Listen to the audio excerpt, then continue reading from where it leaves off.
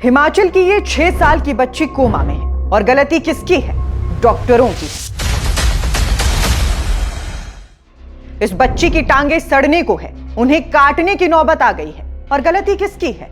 डॉक्टरों की है। अभी कुछ दिनों पहले आईजीएमसी में सामने आए इस मुक्केबाज डॉक्टर का मसला तो आपको याद ही होगा, जब प्रदेश भर के डॉक्टर हड़ताल पर चले गए थे और इसी हड़ताल के दौरान इस बच्ची को इलाज नहीं मिल पाया, जिसके कारण आज इसकी ऐसी हालत हो गई है कि उसकी टांग में लगी एक मामूली सी चोट का संक्रमण इतना अधिक फैल गया जिससे उसकी टांग सड़ने की नौबत आ गई है। ये पूरी घटना शिमला में डॉक्टर मरीज मारपीट के बाद शुरू हुई और हड़ताल के दौरान गंभीर हुई। इस बच्ची का नाम रचना है, उम्र 6 साल है, पहली कक्षा में पढ़ती है और धर्मशाला में अपने परिवार के साथ रहती है। 26 दिसंबर को रचना रोज की तरह स्कूल से घर लौटी और उसी दिन उसकी टांग में दर्द शुरू हुआ, जिसे परिवार ने शुरू में सामान्य चोट समझा। रचना के पिता जादे बेलभरिया महौत पेशे से मजदूर हैं और मजदूरी करके ही अपने 7 बच्चों का पेट पालते हैं। उन्होंने अपनी बच्ची के दर्द को हल्के में नहीं लिया और उसी दिन उसे धर्मशाला के जोनल अस्पताल ले गए। लेकिन उस दिन अस्पताल में हालात सामान्य नहीं थे, क्योंकि शिमला में आईजीएमसी में डॉक्टर राघव नरूला और मरीज अर्जुन पवार के बीच हुई मारपीट के बाद प्रदेश भर के डॉक्टर विरोध में उतर चुके थे। प्रदेश के सभी अस्पतालों की तरह जोनल अस्पताल धर्मशाला में भी डॉक्टर हड़ताल पर थे और नियमित सेवाएं लगभग ठप पड़ी हुई थी। ऐसे में इमरजेंसी में मौजूद डॉक्टर ने एक्सरे देखा और यह कहकर बच्ची को वापस भेज दिया कि फ्रैक्चर नहीं है और पेन किलर से दर्द ठीक हो जाएगा। लेकिन उस रात रचना पूरी तरह सो नहीं पाई और लगातार दर्द से तड़पती रही। अगले दिन पिता बच्ची को फिर उसी अस्पताल में लेकर पहुंचे, लेकिन इस बार उन्हें बताया गया कि ऑर्थोपेडिक डॉक्टर उपलब्ध नहीं है और बच्ची को टांडा मेडिकल कॉलेज ले जाना पड़ेगा। और यहीं से सिस्टम की असली तस्वीर सामने आती है, क्योंकि इतने बड़े सरकारी अस्पताल में एम्बुलेंस तक उपलब्ध नहीं थी। कारण यह था कि एम्बुलेंस का स्टाफ भी अपनी मांगों को लेकर हड़ताल पर था। तो अब मरता क्या ना करता। मजबूरी में पिता ने टैक्सी किराए पर ली और अपनी बच्ची को टांडा मेडिकल कॉलेज पहुंचाया और जब तक रचना टांडा पहुंची तब तक उसकी टांग में लगा मामूली जख्म गंभीर संक्रमण में बदल चुका था। डॉक्टरों ने बताया कि इंफेक्शन तेजी से फैल चुका है और तुरंत ऑपरेशन करना पड़ेगा।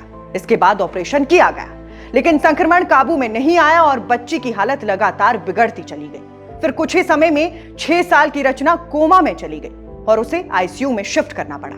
आज उसके हालात ये हैं कि डॉक्टर उसकी संक्रमित टांग को काटने तक की आशंका जता रहे हैं। इसलिए हमारे लिए अब यहाँ ये समझना जरूरी है कि ये देरी किसी प्राकृतिक आपदा की वजह से नहीं हुई है, बल्कि सिस्टम के ठप होने की वजह से हुई। जिस वक्त रचना इलाज के लिए भटक रही थी, उसी वक्त पूरा प्रदेश आईजीएमसी के एक विवाद में उलझा हुआ था। 22 दिसंबर को शिमला के आईजीएमसी में रेजिडेंट डॉक्टर राघव नरूला और मरीज अर्जुन पवार के बीच मारपीट हुई थी।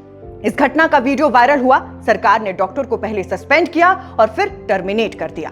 इसके विरोध में 26 दिसंबर को रेजिडेंट डॉक्टर सामूहिक अवकाश पर चले गए और 27 दिसंबर से अनिश्चितकालीन हड़ताल शुरू हो गई।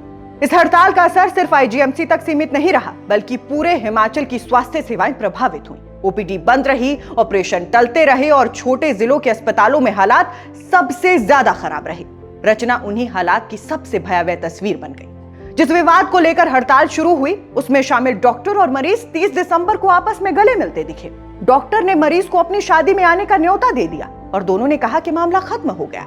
लेकिन उस वक्त तक रचना कोमा में जा चुकी थी। अब आप ही मुझे बताइए, इस बच्ची ने ना तो किसी डॉक्टर के साथ बदतमीजी की थी, ना ही किसी अस्पताल में हंगामा किया था, ना किसी को गाली दी थी। फिर भी उसकी जिंदगी, उसका बचपन इस हड़ताल की कीमत बन गए। रचना के पिता इलाज के लिए अब तक करीब 60,000 रुपए का कर्ज ले चुके हैं। Red cross society, inner wheel club और स्कूल टीचरों ने कुछ आर्थिक मदद जरूर की, लेकिन इलाज का खर्च लगातार बढ़ता चला जा रहा है। मामला सामने आने के बाद डीसी कांगड़ा हेमराज बेरवा ने टांडा मेडिकल कॉलेज को बच्ची का मुफ्त इलाज सुनिश्चित करने के निर्देश दिए हैं। लेकिन अब यहाँ मुद्दे का सवाल ये है कि क्या इस पूरे कांड के लिए किसी डॉक्टर को दोषी ठहराया जाएगा? क्या कोई टर्मिनेशन होगी? क्या डॉक्टर नरूला की मां इस बच्ची के लिए भी वैसे ही आंसू बहाएंगी जैसे उन्होंने अपने मुक्केबाज बेटे के टर्मिनेशन पर बहाए थे? क्या डॉक्टर के हाथों से मार खाने के बाद उससे सुलह करने वाला मरीज इस बच्ची का हालचाल भी जानना चाहेगा?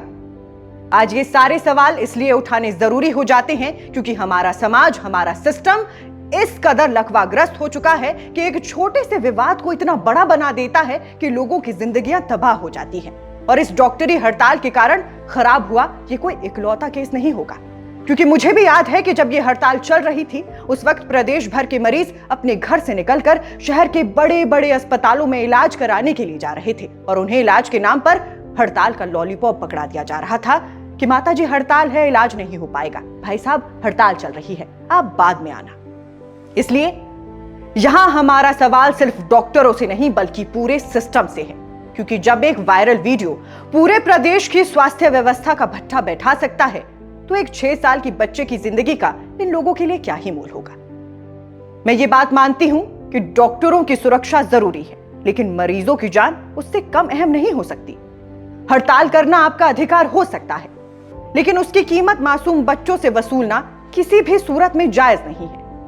आज रचना आईसीयू में है, कल कोई और बच्चा होगा और सिस्टम फिर कहेगा कि हालात नियंत्रण में है। लेकिन सच्चाई यह है कि उस दिन सिस्टम पूरी तरह फेल हो चुका था और उसी फेल सिस्टम की सबसे बड़ी गवाही आज एक 6 साल की बच्ची दे रही है। आप दर्शकों का इस पूरे मामले पर क्या कहना है हमें कमेंट बॉक्स में जरूर बताइएगा। अभी फिलहाल के लिए इस रिपोर्ट में बस इतना ही। नमस्कार।